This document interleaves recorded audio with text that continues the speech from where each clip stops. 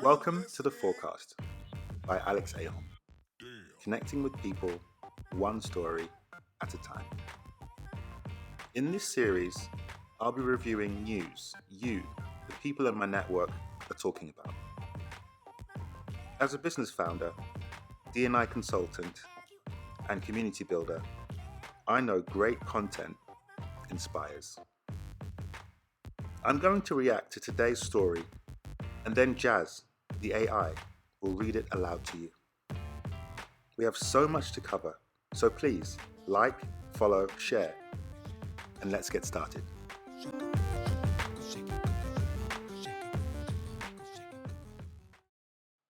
Hi, and welcome to today's show.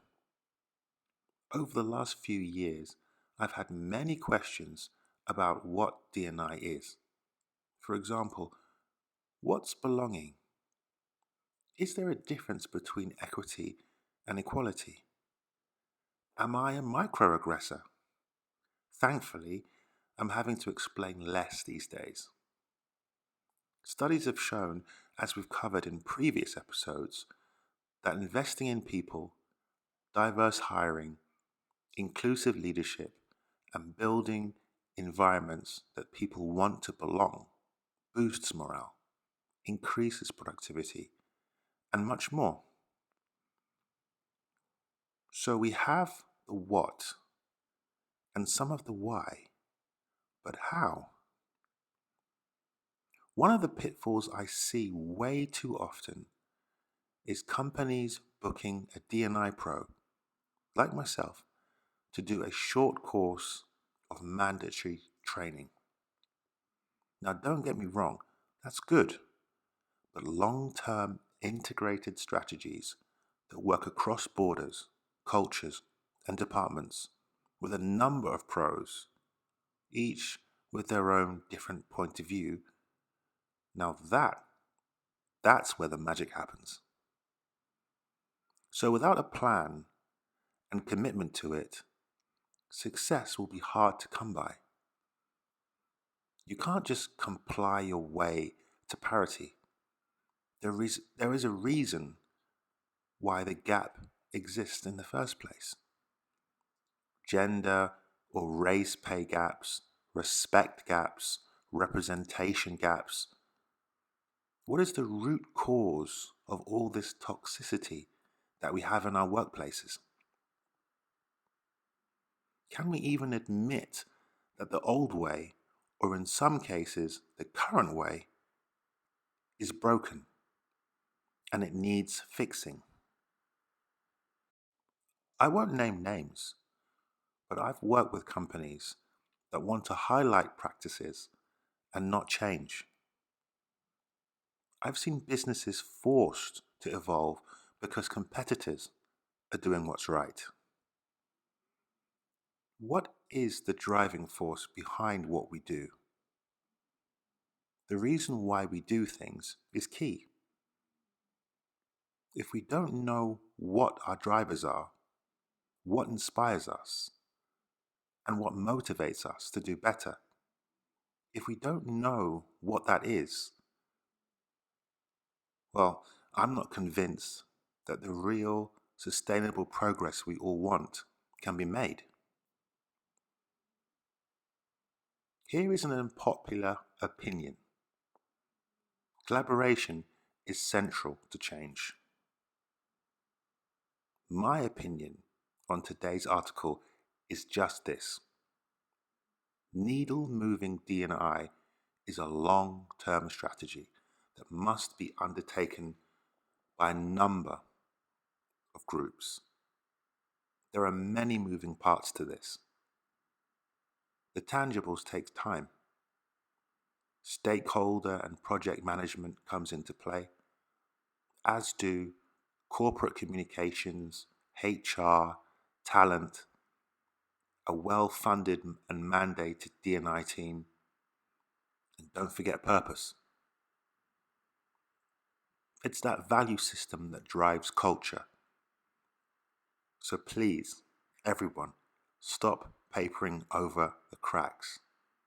Ask yourself the right questions. Now, just a quick reminder, Jazz, the AI, is going to come in a short moment and read the entire article. But there are a few points I want to highlight. Change comes from everywhere. You will fail if you only change at the top. Or, if it's easier, only at the bottom. They will never meet in the middle. Everyone must buy into change from all angles. We've seen multiple articles on the differences between a boss and a leader. So take leadership that one step further. Leading with empathy changes everything. I commented on an article a few weeks back now. Now, this article in the end got hundreds of replies. A large percentage of these people were not empathetic to workers who were working on average 90 to 100 hours a week. I saw comments from people saying things like, well, if you can't stand the heat, get out the kitchen. Another article I saw was about how in New Zealand they're now supporting parents who have had a miscarriage or suffer from high levels of family-related stress and trauma. The opinions were stark once again. Some could identify with the pain and suffering, and the others said things like, well, if you fall off the workhorse, the best thing to do is dust yourself off and get back on. We need to do better. We need to do much better in this conversation. Conversations about maternity, paternity, rejoining the workforce after long periods of being away, even menopause. There's so much for us to discuss. Want more members of the LGBTQI plus community? More BIPOC? More women? Simply throwing in a quota is very short term. How do you keep those people? How do you engage those people? That is the conversation we need to have more about. We aren't doing enough to question the status quo.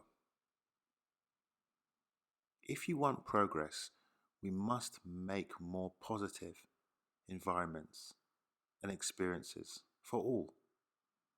That new culture must be sustainable. That is a non-negotiable. I'd love to hear your non-negotiables. Please get in touch and let me know. So that's enough for me. I'm going to take a little break. Here's Jazz with the article. Diversity and inclusion. 8 best practices for changing your culture. A strong diversity and inclusion strategy can help your organization attract top talent and drive innovative results. Here's how to launch a D&I initiative that works. Diverse and inclusive companies drive innovative results. Yet the tech industry still struggles with diversity and inclusion, often failing to attract diverse talent due to inclusivity issues in the workplace. For organizations looking to shape up their diversity and inclusion programs and policies, the change can be challenging and rewarding. Most companies enact change to deliver business value, and many who launch diversity and inclusion initiatives cite research showing that companies with more diverse teams outperform those with a more homogeneous workforce, says Sabrina Clark, Associate Principal at SY Partners, a consultancy that specializes in organizational transformation. Research shows that even just the presence of physical diversity results in better performance, and for companies that are data-driven, that extra performance boost can be extremely motivating, Clark says. It's also the fact that companies that lack diversity are being called out publicly, and may even be losing business, not to mention falling behind when it comes to recruiting. Even Google is starting to show signs that their lack of diversity is affecting them. As 2018 research from McKinsey shows, greater diversity in the workforce results in greater profitability and value creation. The same holds true at the executive level, as McKinsey found a statistically significant correlation between diverse leadership and better financial performance. Companies in the top quartile for ethnic diversity at the executive level are 33% more likely to have above-average profitability than companies in the bottom quartile. When it comes to gender diversity, companies in the top quartile are 21% more likely to have above-average profitability than companies in the bottom quartile, according to McKinsey's research. While financial performance is a major driver of D&I strategies, some organizations launching diversity initiatives in the face of government compliance regulations or to address shareholder pressure, Clark says. In the UK, for instance, companies are required to publish their diversity statistics. There's also been increasing pressure from shareholders and boards, she says. Current employees and potential hires are also raising the stakes, says Jeff Weber, Senior Vice President of People and Places at Instructure. More and more, when we're interviewing, candidates are asking what we're doing about diversity and inclusion. And it's not just diverse talent themselves, and it's not just millennials or Generation Z. We're hearing this from white, straight men in the Midwestern United States. Organizations are also realizing that make diversity and inclusion a business imperative will help them avoid tarnishing their reputation, Clark says. They're thinking ahead, which is great, about what kind of company they are, who they want to be, and what their legacy will be. It's going to continue to be important, and the voices demanding it are only going to get louder, she says. Psy Partners has been initiating these hard conversations and investing in diversity and inclusion right alongside its clients. The following 8 best practices for diversity and inclusion guide not just Psy Partners client consulting, but its own internal business strategies, Clark says. Point 1. Establish a sense of belonging for everyone. For each individual to bring their best self forward, a sense of belonging must first be established. Having a connection to an organization or group of people that makes you feel you can be yourself not only results in greater engagement and creativity in the workplace, it's a psychological need. But these changes take time, and they aren't always linear, Clark says. A client once told me that you don't just fast forward to belonging. You have to go through the hard work of focusing on diversity and creating that inclusive culture so you can get to belonging, she says. It's not a one-size-fits-all approach, either. That's why it's so important to share best practices and be open to trying new things.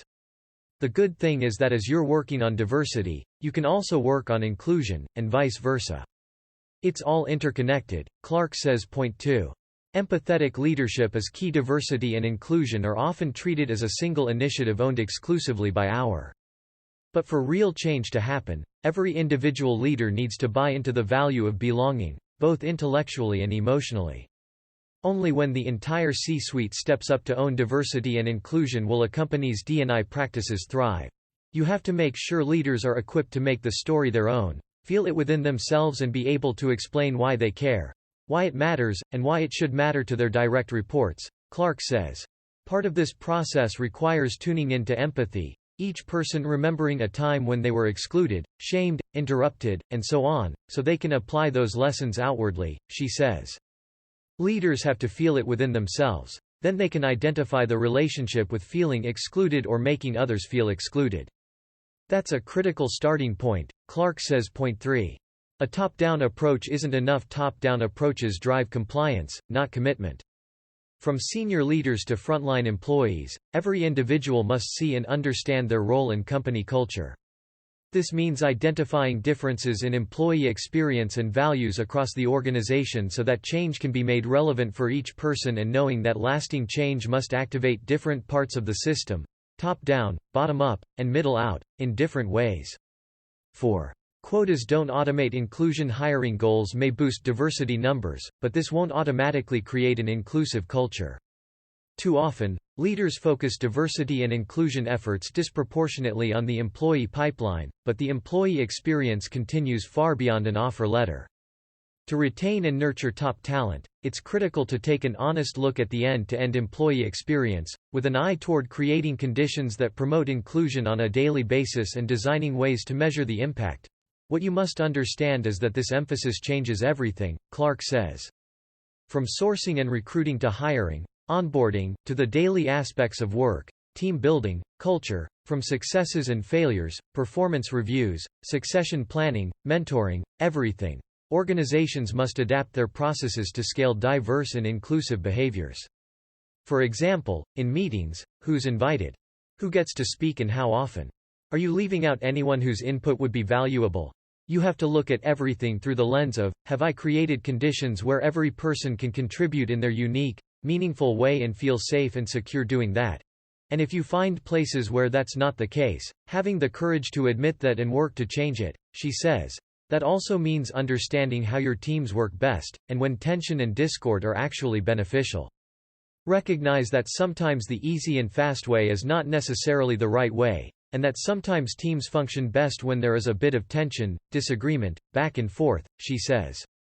Obviously, you cannot let things devolve into personal attacks, but know the difference between a healthy, stimulating exchange of every person's ideas and a situation where people are being disrespectful because of who another person is. 5.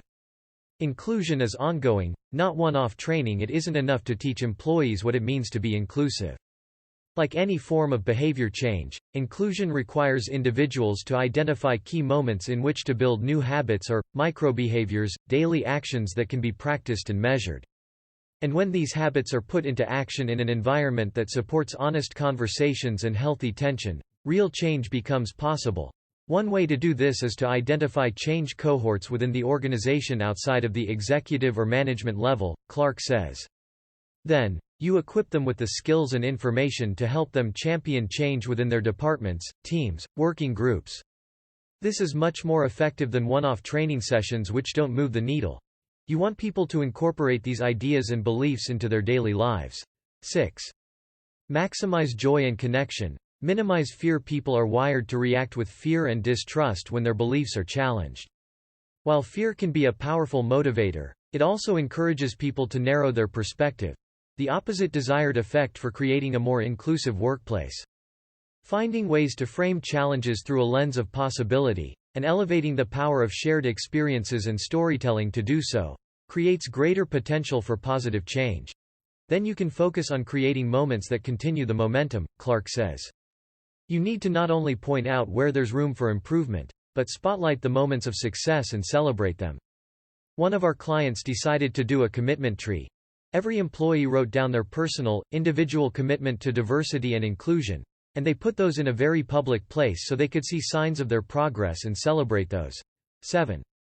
Forget, fit, and focus on helping individuals thrive. The norms, power structures, and inequities in society can easily become embedded in an organization. Optimizing to hire, train, and reward people who fit. Creating a culture where every individual can contribute their full potential requires investigating the systems and processes in your organization to uncover sore spots and blind spots, and then finding ways to reimagine them. Fit can be dangerous, because it can exclude, Clark says. You have to first be able to identify and bring to life your organizational values, mission and purpose, and define fit, so that it adheres to those. You have to define it differently, she says. Point 8. Consider your brand. As in any transformation effort, brand and culture are intimately connected. The products and services you put into the world reflect your values, and your biases. In the journey toward building a more inclusive organization, it's important to consider the relationship between what's happening inside and outside your company. What is your brand saying about who you are as a culture? In what ways is your employee base not congruent with your customer base? What experiences are being left out or misunderstood? We see the work with diversity and inclusion as a transformation that's required here, Clark says. It's not just an initiative or a program. It requires investment from the very senior-most folks to the newest person in the door, and it requires real behavior change. It's about how the entire company operates and the individual ways of working, communicating, contributing, and even just being in the world. Hi, I'm back, and thanks for listening to Jazz, the AI. Remember, if you'd like to read the article for yourself, or any other I've done, let me know. I'll send you the link. We've just heard 8 tips about implementing D&I change. However, in my experience, the foundation that bonds them all together is accountability. Only teams that are desperate for change and okay with calling out toxic behaviors can actually make sustainable change. Well, we've come to the end of this episode. Please do continue to suggest stories for me to review. We can make change by connecting people. Thanks for listening. This is Alex Ahom on The Forecast. See you next time.